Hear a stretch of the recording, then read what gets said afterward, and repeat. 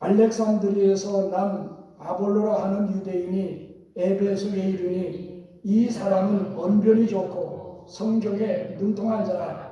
그가 일찍이 주의 도를 배워 열심으로 예수에 관한 것을 자세히 말하며 가르치나 요한의 침례만 알 따름이라. 그가 회당에서 담대히 말하기를 시작하거늘 브리스길라와 아굴라가 듣고 데려다가 하나님의 도를 더 정확하게 풀어 이르더라. 아볼로가 아가야로 건너가고자 하므로 형제들이 그를 격려하며 제자들에게 편지를 써 영접하라 했더니 그가 감에 은혜로 말미암아 믿은 자들에게 많은 유익을 주니 이는 성경으로서 예수는 그리스도라고 증언하여 공중 앞에서 힘있게 유대인의 말을 이기니라. 아멘. 이 말씀은 AD 53년경 사도 바울의 제3차 전도 여행의 초기에 있었던 사건인데, 오늘 본 말씀은 이제 이 아볼로라고 하는 사람이 주인공으로 소개되고 있습니다. 이제 이 아볼로는 알렉산드리에서 태어났다, 그렇게 기록되어 있는데, 이 알렉산드리아는 마케도니아의 알렉산더 대왕이 이집트를 페르시아에서 빼앗은 이 승전의 기념비로, 어떤 면에서 승전을 기념해서 바로 나일강 하류 삼각주 지역에 세운 이 해양 도시입니다.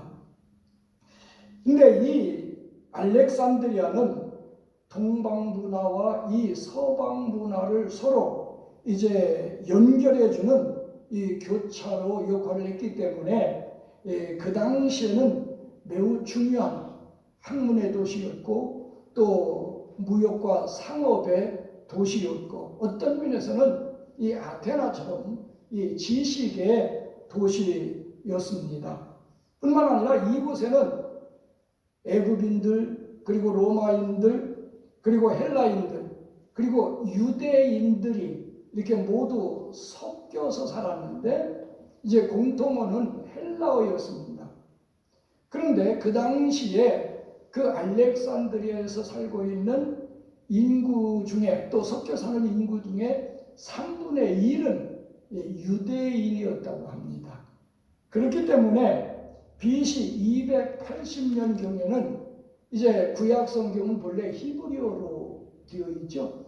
근데 이 히브리어로 된 이 구약 성경을 헬라어로 번역했는데 그것을 70인역이라고 합니다.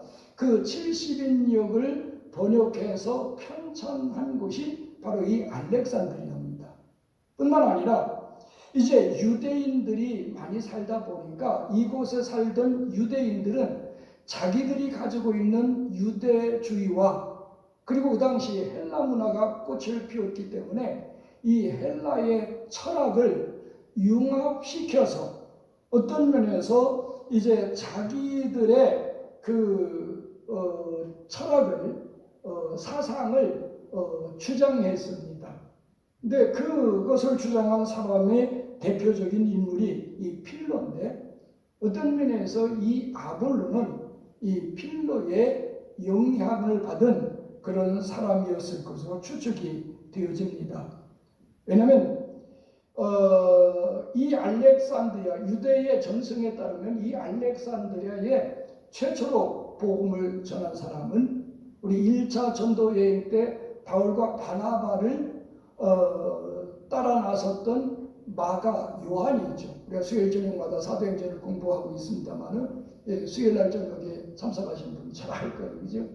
이 마가 요한이 최초에 이 알렉산드리아에 가서 복음을 전했다고 하는 전승이 있습니다. 따라서 이제 이 아볼로는 그 마가 요한을 통해서 복음을 접했다고 볼 수 있습니다. 그래서인지 오늘 본 말씀 24절에 보면 알렉산드리아에서 난 아볼로라 하는 유대인이 에베소에 이르니 이 사람은 언변이 좋고, 그러니까 말수안이 좋았어요. 말체주가 있었어요. 그리고 또 성경에 능통한 사람은 성경을 통달하고 있었어요. 이제 확실한 역사적인 그리고 또 자료적인 근거는 없습니다만은 어떤 학자들은 히브리서, 지금 이 히브리서를 누가 썼는지 알 수가 없죠. 근데 이 히브리서를 쓴 사람은 바로 이 아볼로다라고 주장하는 사람도 있어요. 그런 학자들도 있습니다. 그만큼 이 아볼로는 성경에 능통해 있었다고 하는 사실입니다. 뿐만이 아닙니다. 25절에 보면 그가 일찍이 주의 도를 배웠다고 그랬어요. 여기에서 주의 도, 그리고 26절에 보면 하나님의 도라고 그랬는데 여기에서 주의 도나 하나님의 도는 바로 복음을 가리키고 있습니다. 그러니까 조금 전에 말씀을 드렸습니다. 마가가 그곳에서 복음을 증거할 때 그 마가를 통해서 복음을 듣고 배웠을 것으로 이렇게 추측해 볼 수 있어요.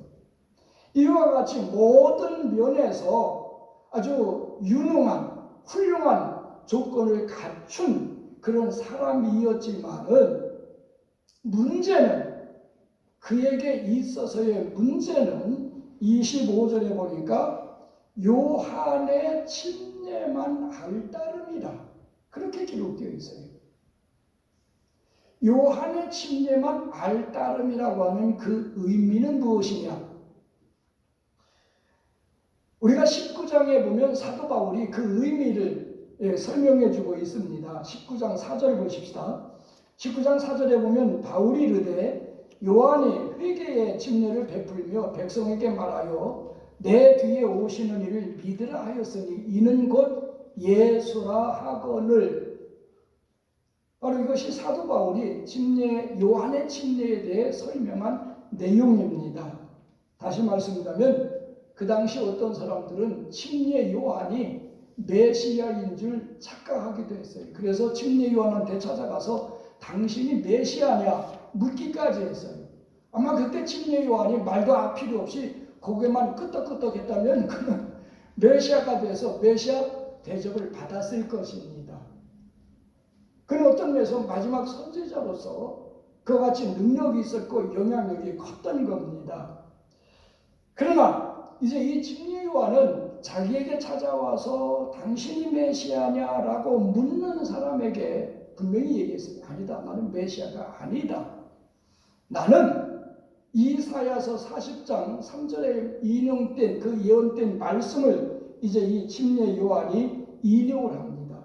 마가복음 1장에도 기록되어 있습니다만은 나는 주의 길을 예비하기 위해서 보내심을 받은 사람이다.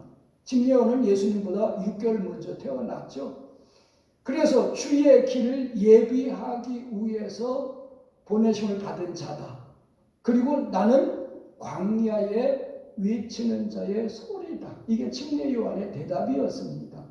그러니까 이 침례 요한은 메시아가 아니라 메시아의 길을 예비하기 위해서 온 선지자였고, 그리고 광야에 외치는 자의 소리, 이 소리는 뭡니까? 외치는 사람의 말을 만들어 남겨놓고 소리 자체는 사라지는 게 소리입니다. 그러니까 이 침례 요한은 역사적으로 실제적으로 보면 예수님이 침례 요한에게 침례받으러 나오실 때 이는 세상 죄를 지고 하는 하나님의 어린 양이다. 바로 이분이 메시아다라고 선포해 놓고 자기는 감옥에 갇혔고 헤롯에게 목뱀을 당하 순교를 당했어요. 정말 이 광야에 외치는 자의 소리가 됐던 겁니다. 그러면서 말하기를 내 뒤에 오시는 이는 나보다 크고 능력이 많으셔서 나는 그분의 신발 끈을 풀기도 감당치 못한다. 나는 너희에게 회개케 하기 위해서 물론 침례를 주지만은 그분은 내 뒤에 오시는 분은 너희에게 성령과 불로 침례를 주실 것이다. 이게 침례 요한의 답변이었습니다. 다시 말씀드리면 이 요한은 그 당시 사람들로 하여금 메시아이신 예수 그리스도를 믿음으로 받아들이기 위해서 준비시키는 과정으로서 사람들이 마음속에 있는 죄를 자복하고 회개하도록 만들기 위해서 회개의 침례를 베풀었던 겁니다. 그러나 이 침례 요한이 말한 그분이 성령과 불로 침례를 주실 것이라고 하는 사실은 무엇입니까? 이 사도 바울은 그렇게 설명하고 있죠. 침례 요한이 회개의 침례를 베풀면서 내 뒤에 오시는 이를 믿으라. 예수 그리스도 그분이 곧 메시아다. 그분을 믿어라. 바로 그분을 믿는 것, 즉 예수 믿는 사람이 예수 그리스도를 구주주로 영접할 때 바로 어떻게 돼요? 우리가 성령을 받게 되죠.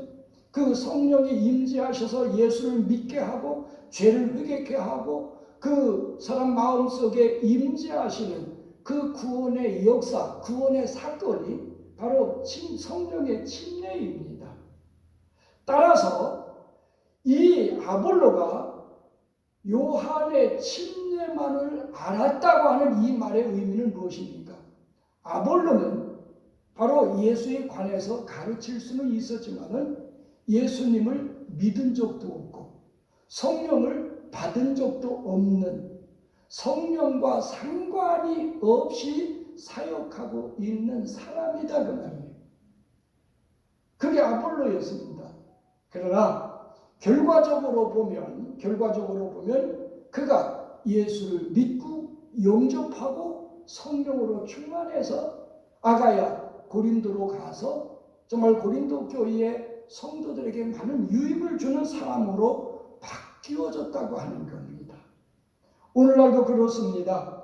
많은 사람들이 교회에 와서, 특별히 이민 사회가 더 그래요. 캐나다나 미국으로 이민 와서 이제 생활하다 보니까 사람도 그리고 또 사람들의 도움도 필요하고, 그래서 자연적으로 이 교회를 찾아 나와서 교회 공동체 안에 소속되어 교회 생활을 하지만은 또 신앙의 연륜에 따라서 또 성경 공부도 많이 해서 머릿속에 지식적으로는 예수님에 대해서 알고 또 교회 생활에 대해서 알고 성경에 대해서 알고 있지만은 그러나 이 아볼로처럼 예수님과 상관이 없는, 성령 받지 아니하고 그저 종교 생활하는 사람이 많이 있다고 하는 겁니다. 너무나 안타까운 일이죠.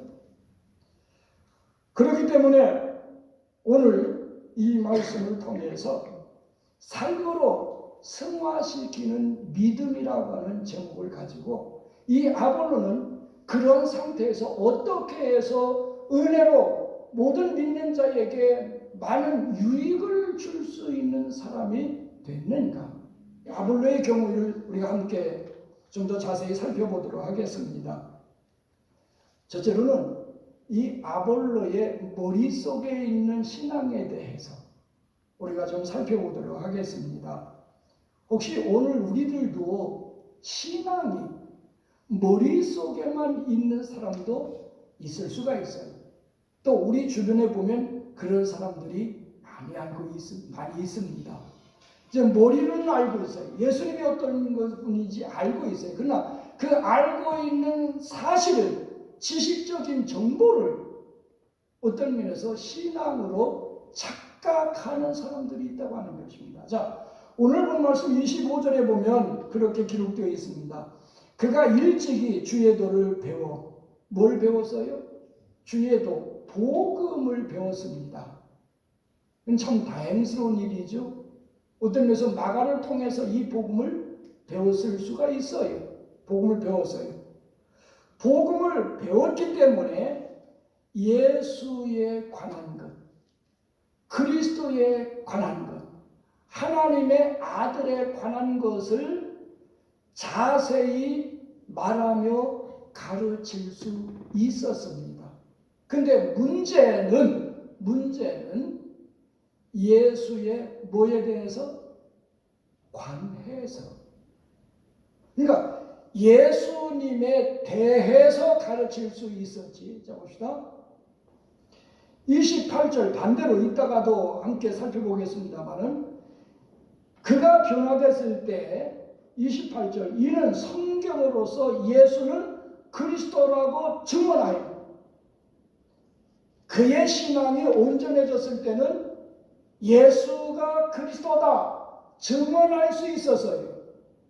증언은 뭡니까? 자기가 믿은 예수, 자기 안에 계신 예수, 자기가 만난 예수, 자기가 경험한 예수님을 증거하는 것, 증언입니다. 자기 믿음을 통해서, 경험을 통해서, 그 사실을 통해서 말하는 것은 증언이에요. 이 아볼로에게는 그런 경험이 없기 때문에 예수를 영접하고 믿은 어떤 영적인 그런 과정이 없었기 때문에 예수에 관해서 가르쳤던 겁니다.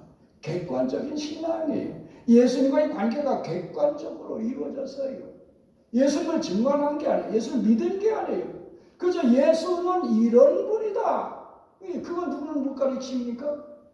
누구든지 가르칠 수 있어요. 배웠기 때문에. 또 성경에 능통하기 때문에. 근데 중요한 건 이 아볼로가 이제 이 배운 지식을 가지고 어떤 면에서 예수에 관한 것을 자세히 가르칠 수 있었지만은 그에게 가르침을 받은 사람들이 어떻게 됐는가? 자, 19장 1절을 보십시다.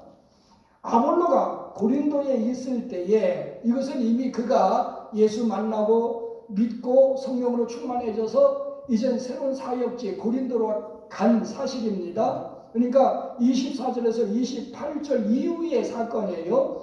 아볼로가 고린도에 있을 때에 바울이 3차 전도 여행 초기죠. 우이지방으로 다녀. 우이지방은 어디입니까?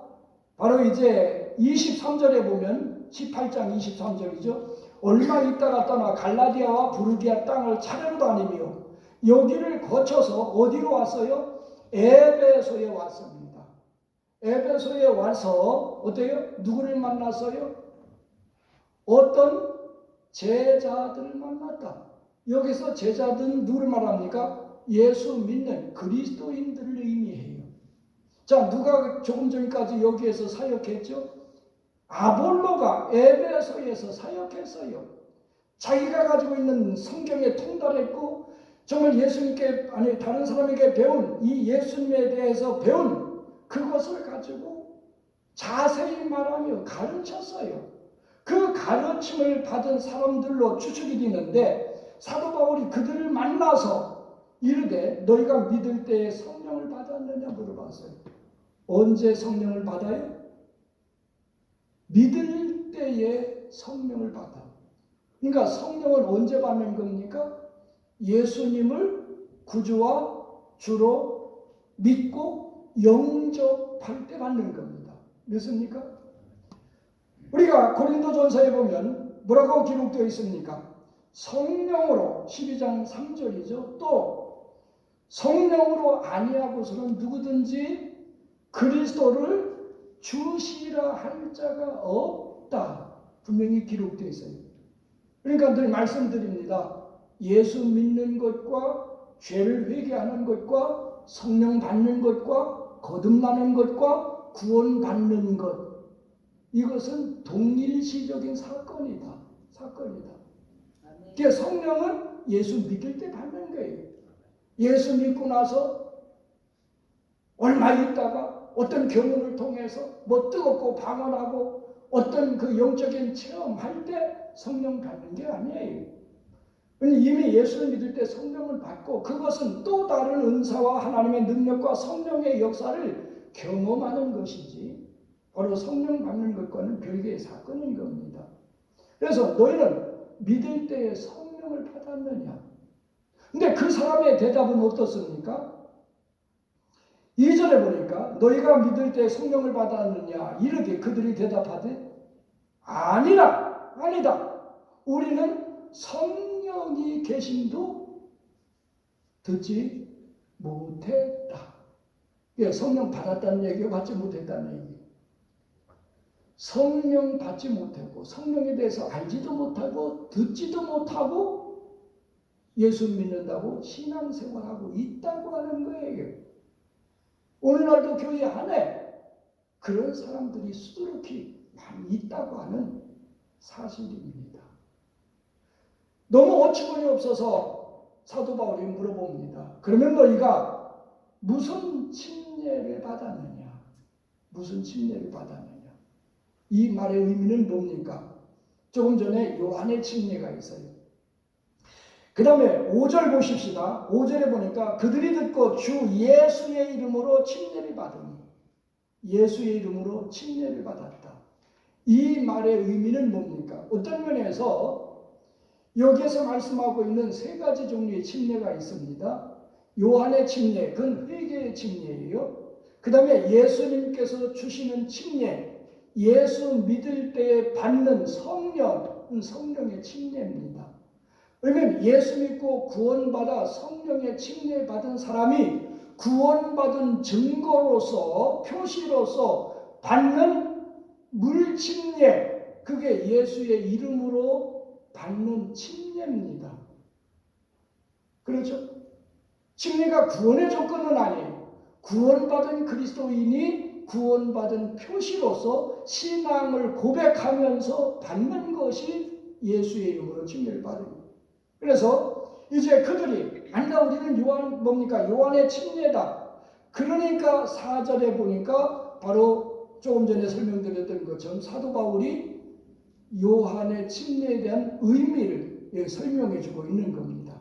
그래서 이는 곧 예수라, 예수님에 대해서 소개하며 설명하기 시작했습니다. 즉 복음을 전하기 시작했다 그 말입니다. 본 말씀 속에는 다 기록할 수 없기 때문에 설명에 빠졌지만은 그들이 듣고 거기에 빠진 단어가 뭡니까? 여러분 추측해서 한번 삽입해 보십시오. 그들이 듣고 뭐 해서? 믿어서. 그러니까 예수에 대해서 듣고 예수님을 믿고 예수의 이름으로 침례를 받았다. 그리고 6절에 보면 사도 바울이 그들에게 안수함에 성령이 그들에게 임했다. 그러니까 그 시대는 이제 성령의 역사가 이제 확산되던 신앙 시기였기 때문에 성령의 성령 받는 과정과 모양이 각각 달랐습니다. 예를 들면 오순절날 나가이다락방에서는 그들이 합심해서 기도할 때 성령이 그들에게 강림했어요. 그리고 사도행전 10장에 보면 고넬료의 집에서는 말씀을 들을 때 성령께서 그 말씀 듣는 사람에게 임하셨어요. 또 사마리아도 마찬가지입니다만은 여기도 보면 사도들이 가서 안수할 때 성령이 임했습니다. 그러니까 성령의 임한 형태와 방법은 다양하지만 어쨌든지 그들이 예수 믿고 구원받아 성령을 받은, 그러니까 성령을 받고 산, 조금 전까지만 해도 지식적으로만 알고 있었던 머릿속의 신앙이었어요. 그들이 가지고 있던 것은 예수에 관한 지식적인 정보가 머릿속에만 있었지, 이 마음속에 예수님을 영접하지 못했고 마음속에 성령의 임재하시는 그 역사가 없었다고 하는 사실입니다. 여러분은 어떻습니까? 지금까지 인생을 살아오는 여정 속에서, 그리고 지금 이 자리에 앉아있기까지 신앙생활하는 그 과정 속에서 정말로 여러분들이 전 인격적으로 죄를 회개하고 예수 그리스도를 나의 하나님 나의 구세주로 믿고 그분을 내 인생과 삶의 주인으로 여러분 마음속에 영접한 분명한 사실이 있습니까? 그 때가 있습니까? 그 사건이 있습니까? 아니면 그런 것은 생각이 안 나지만 여러분 마음속에 예수 그리스도의 영, 성령께서 내주해 계심이 느껴지십니까? 믿어지십니까? 그 성령의 역사하심이 여러분들이 경험되고 있습니까? 고린도후서 13장에 보면 그렇게 기록되어 있습니다. 너희 안에 그리스도께서 계신 줄 스스로 알지 못하느냐? 그렇지 않으면 너희가 버림받은 자니라. 이 말씀의 의미는 뭡니까? 그런 구원의 체험이 없고 지금도 내 안에 그리스도의 영 성령께서 계심이, 그분이 말씀하시고 내게 역사하시고 나를 이끌어 가시는, 주장하시는 그 강한 감동이 느껴지지 못한다면 나도 아볼로처럼 지식적인 정보만 가지고 그것이 내 믿음이고 내가 믿음에 좋다고 성경적인 지식의 범위가 내 믿음의 척도로 착각하고 있지는 않는지 여러분 스스로를 점검해 보시기 바랍니다. 그 다음에 두 번째로 이 아볼로가 영적으로 성장하며 변화되는 과정 속에서 머리에 있던 지식적인 신앙에서 이제는 그의 마음, 그의 가슴으로 내려가게 됩니다. 그의 마음 속에 자리 잡게 됩니다. 오늘 본 말씀 26절에 보면 그가 회당에서 담대히 말하기를 시작하거늘 브리스길라와 아굴라가 듣고 내려다가 하나님의 도를 더 정확하게 풀어 이르더라고 기록되어 있습니다. 여기에 하나님의 도라고 하는 것은 25절에 주의 도나 같은 말입니다. 복음을 의미합니다. 이 브리스길라와 아굴라는 어떤 사람입니까? 어떻게 보면 이 사람은 이제 이 본도 태생입니다. 그런데 어떤 이유에서든지 그들이 로마에서 살고 있었어요. 그런데 글라우디오 황제가 모든 유대인은 로마에서 떠나라, 유대인 추방명령을 내립니다.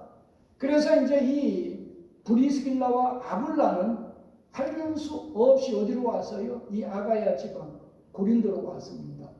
그때 사도 바울이 2차 전도 여행 때 고린도로 갔을 때 이 부부를 만나게 됩니다.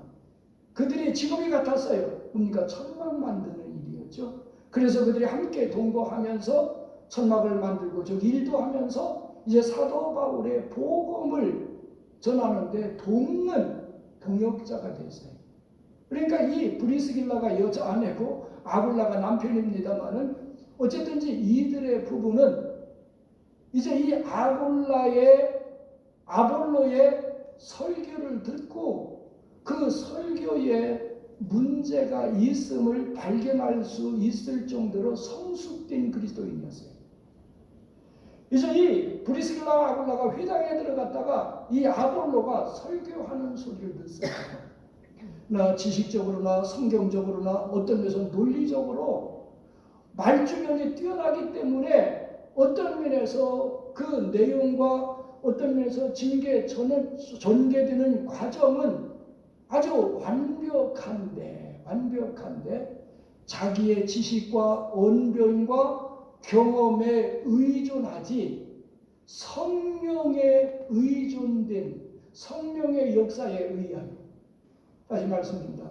예수 믿고 구원받은 구원의 확신 속에서 예수 믿을 때 받은 성령이 그를 통해서 말씀하시는 그런 말씀이 아니었다고 하는 사실입니다. 그러니까 어떻게 보면서 내용은 있지만은 이 복음의 핵심과는 거리가 먼 거였어요. 그래서 브리스길라와 아굴라가 그를 데려다가 집으로 초대해서 뭐 음식도 대접했겠죠.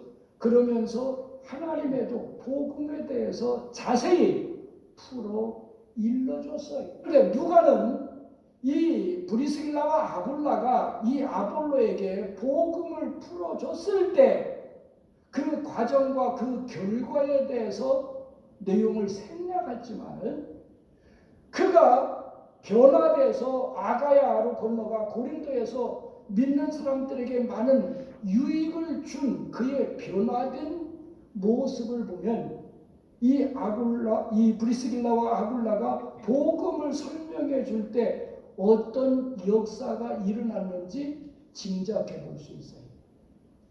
왜 그렇습니까? 바로 복음의 역사와 성령의 역사가 일어났기 때문입니다.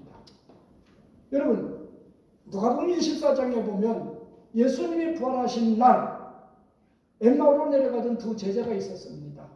부활의 소식을 들었지만 그는 믿지를 못했어요. 그런데 예수님이 찾아가셔서 동행하셨지만 슬픔으로 인해서 그들의 눈이 어두워져서 예수님 알아보지 못했어요. 그러나 함께 식사할 때 축사하고 떡을 떼줄 때 그때서 그들의 눈이 열어져서 예수님을 보게 됐던 겁니다. 그리고 나서 그들이 한 얘기는 뭐였습니까? 어쩐지 예수님께서 우리에게 성경을 풀어주실 때에 속에서 우리의 마음이 뜨겁지 아니하더냐. 이게 두 제자의 고백입니다. 이 아볼로도 마찬가지였습니다. 그런 고백은 없지만은 브리스길라와 아굴라가 복음을 풀어 설명할 때 그의 마음도 그렇게 뜨거워졌을 줄 믿습니다. 왜 그렇습니까? 바로 로마서 1장 16절에 보면 이 복음은 모든 믿는 자에게 구원을 주시는 하나님의 뭐라고 그랬어요? 능력이라고 그랬어요. 이 능력 있는 복음의 말씀을 풀어줄 때 그 복음을 통해서 예수를 믿을 때 이 아볼로는 복음의 능력과 성령의 역사와 그리스도께서 역사하시는 그 믿음이 그의 속에서 역사하시지 않을 수가 없어요. 오늘도 마찬가지입니다. 여러분들이 예수를 믿을 때 복음을 듣습니다. 성령께서 그 복음을 통해서 역사하십니다. 그러니까 성령의 역사와 복음의 능력이 내 속에서 내가 지금까지 믿지 않았던 죄, 지금까지 살아오면서 범죄했던 것, 그것을 회개시키시고 예수 그리스도를 구주와 주로 영접케 하시고 그리고 성령께서 내 안에 들어오시는데 내 마음에 변화가 없을까요? 내 인격 속에 느낌이 없었을까요? 정말 여러분들이 복음을 듣고 예수를 믿을 때 여러분의 죄를 정말 가슴을 치며 통회하며 회개한 적이 있으십니까? 예수 그리스도께서 하나님의 아들 독생자 예수 그리스도께서 나에게 찾아오시고 나를 구원하시고 나를 사랑하시고 내 속에 거하신데 거기에 대해서 기뻐 뛰며 감격하며 정말 하나님의 은혜, 하나님의 사랑, 그 구원의 역사에 대해서 감사해 보신 적이 있으십니까? 바로 아볼로는 그걸 경험했던 것입니다. 좀 전에 말씀을 드렸습니다. 우리 안에 그리스도께서 계신 줄 스스로 느낄 수 있어야 돼요. 성령이 내 안에 거하고 계심을 내 스스로 그걸 경험할 수 있어야 돼요. 단순히 머릿속으로만 알고 있는 것이 아니라 내 가슴 속에서 내 존재 자체가 내 인격이 내 영혼이 그걸 느끼게 된다 그 말이에요.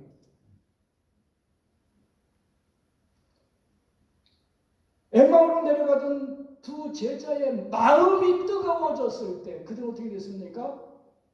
예루살렘을 떠나서 엠마오로 내려갔지만은 엠마오로 내려가던 그 길을 포기하고 예루살렘으로 올라가서 우리가 엠마오로 내려가는 도중에 예수님 만났다. 예수님 살아나셨다. 예수님의 증인이 됐어요. 아볼로도 마찬가지입니다. 본문의 내용에 언급은 없지만은 정말 성령의 역사로 복음의 능력으로 그의 마음이 뜨거워졌을 때 그는 아가야로 건너가서 고린도에서 복음을 전하기 시작했습니다. 이것이 머리에만 있던 신앙이 마음으로 내려가서 마음에 뜨거워지는, 즉 복음을 받아들이고 성령의 그 역사를 통해서 예수를 믿은 사람들의 마음의 역사입니다. 그래서 우리의 신앙은 그래요. 정말 이 복음의 능력이 내 가슴 속에서 다이나마이트처럼 이 폭발해야 돼요.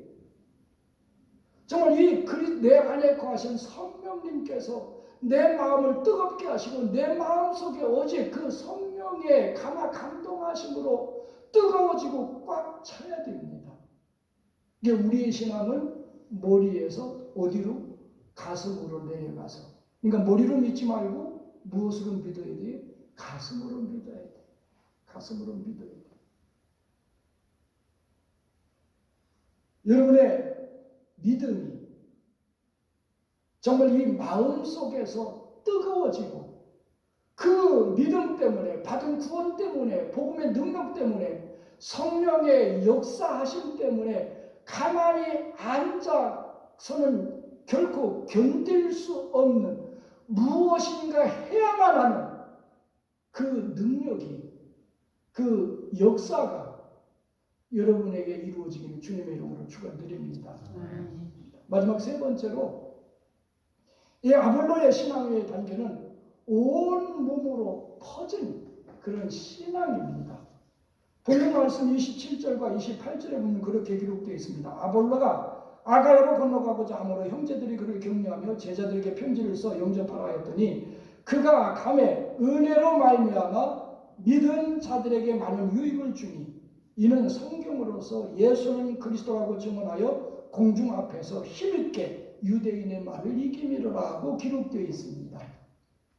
좀 머릿속에 있던 그의 신앙이 마음으로 가슴으로 내려가서 그의 가슴이 뜨거워졌고 벅찼을 때 그에게 나타난 열매는 두 가지입니다. 하나는 은혜로서 믿은 자에게 유익을 주는 그가 됐어요. 여기에서 믿은 자는 누구를 의미합니까? 사도 바울이 2차 전도 여행 때 고린도에 가서 복음을 전했고 그때 예수 믿은 사람들을 의미해요. 그러니까 아볼로가 예수 믿고 복음의 능력을 경험하고 성령의 충만함으로 마음이 뜨거워지자 고린도에 가서 예수 믿고 제자가 된 그들에게 무엇으로서? 은혜로서 유익을 주었다. 할렐루야. 이게 성숙된 그리스도인의 모습입니다. 그래서 고린도전서 3장에 보면 사도 바울이 그렇게 말합니다. 나는 심었고 아볼로는 물을 주었다. 이것이 고린도에서 이제 이 영향력을 끼쳤던 아볼로에 대한 사도 바울의 평가입니다. 그러니까 이 고린도에 있는 성도들이 신앙생활을 잘하고 영적으로 성장할 수 있도록 은혜로서, 은혜는 뭡니까? 예수 믿음 그 은혜, 복음의 능력을 경험한 은혜, 성령이 충만해서 성령이 안에서 역사하시는 그 은혜로, 여러분 은혜 받은 사람의 얼굴은 어떻습니까? 표정은 어떻습니까? 이제 천사의 얼굴 같죠? 그러니까 이 자리에 앉아 와서 일주일 동안 세상에서 일하시고 바쁘게 일하시다가 이 자리에 앉아 계신 여러분의 모습을 펴보면, 표정을 보면 대개는 짐작할 수 있어요. 한 주간에 무슨 일이 있었거나 힘들었거나 정말 은혜 가운데 생활했거나. 왜냐하면 이 속에 있는 것은 그래 마음의 상태는 얼굴로 나타나게 되어 있어요. 그래서 얼굴은 마음의 거울이라고 하잖아요.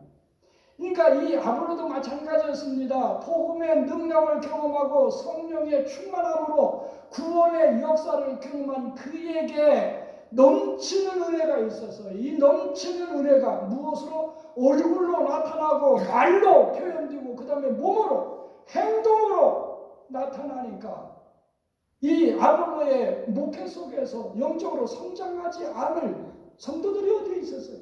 어디 있겠습니까? 에베소에 있을 때는 지식적인 그런 신앙이었기 때문에 열심히 가르쳤지만은 결국은 성령과 상관이 없는 제자들을 만들어냈는데, 고린도에 갔을 때는 이제는 은혜로서 유익을 주는 그런 사람이 됐다고 하는 겁니다. 또 다른 하나는 뭡니까? 성경으로서 예수는 그리스도라 증언해서 힘있게 유대인의 말을 이겼다고 기록되어 있습니다. 그러니까 예수는 그리스도. 다시 말합니다. 교회 안으로는 은혜로서 성도들이 영적으로 성장할 수 있도록 잘 양육하고, 교회 밖으로 나가서는 뭐했어요? 예수는 그리스도다. 무엇을 가지고? 성경을 가지고 예수는 그리스도다 증언하기 시작했다고 하는 사실입니다. 다시 말씀드립니다. 이 말의 의미는 무엇이냐면, 처음에 아볼로는 머리로만, 지식적인 정보로만 알고 있었어요. 그 믿은 게 아니에요. 신앙이 아니에요. 그래서 그때는 예수에 관해서 자세히 가르치고 말은 했지만은 자기는 성령 받지 않고 예수 믿지 않은 상태였죠. 그러다 보니까 그에게 가르침을 받은 사람도 성령이 뭐냐? 우린 성령의 계심도 듣지 못했다. 그런 사람을 만들었다는 거예요. 그러나 브리스길라와 아굴라를 통해서 복음이 무엇인지 설명해 줄 때, 그 설명을 들을 때에 그는 복음의 능력을 경험했고 예수님을 구주와 주로 영접하여 구원함을 받았고, 성령이 그의 속에 임재하셔서 역사하실 때, 그리고 충만해질 때, 마음이 뜨거워졌을 때 어떻게 돼요?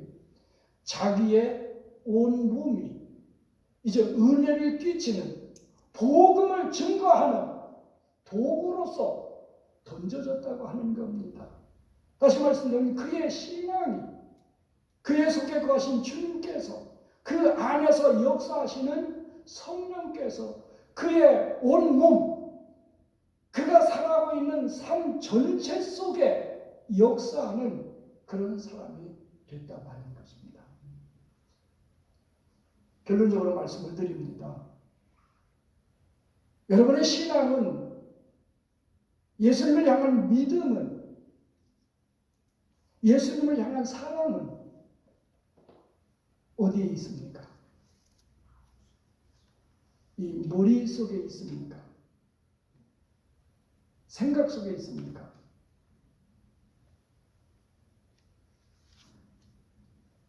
울리지 않는 종은 종이 아니고, 다 아시죠?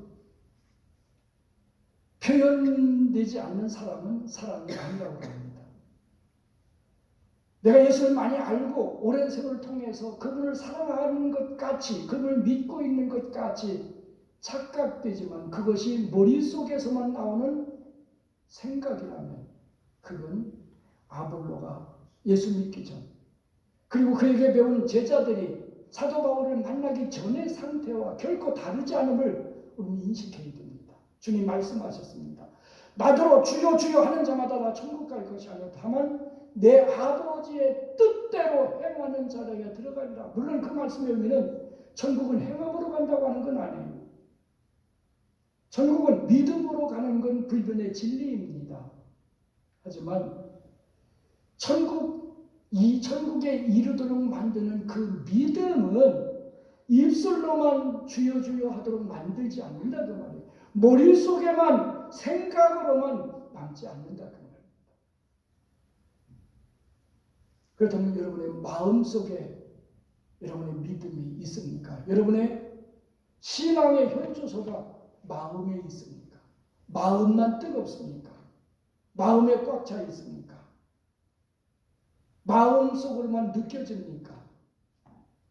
그 상태에 머물지 마시기 바랍니다. 아니, 그럼 더 나아가야 돼. 이 아볼로처럼 그 뜨거워진 마음속에서 이제는 내 안에 그리스도께서 계시고 내 속에서 사는 것이, 지금 내가 살아가는 것이 내가 사는 것이 아니고 내 안에 거하시는 그리스도께서 사시는 것이라면, 내 몸속에서 그분의 형상과 그분의 냄새와 그분의 인격과 그분의 말과 그분의 행동이 내 몸으로 표출되어져야만 하는 겁니다. 그리스도인이라고 하는 건 뭡니까? 예수의 사람이라 그 말이에요. 어떻게 보면 작은 예수라 그 말입니다. 그것이 우리의 믿음을 삶으로 승화시키는 겁니다. 여러분의 믿음이 그 단계까지 나가게 되기를 주님의 이름으로 축원드립니다. 아멘.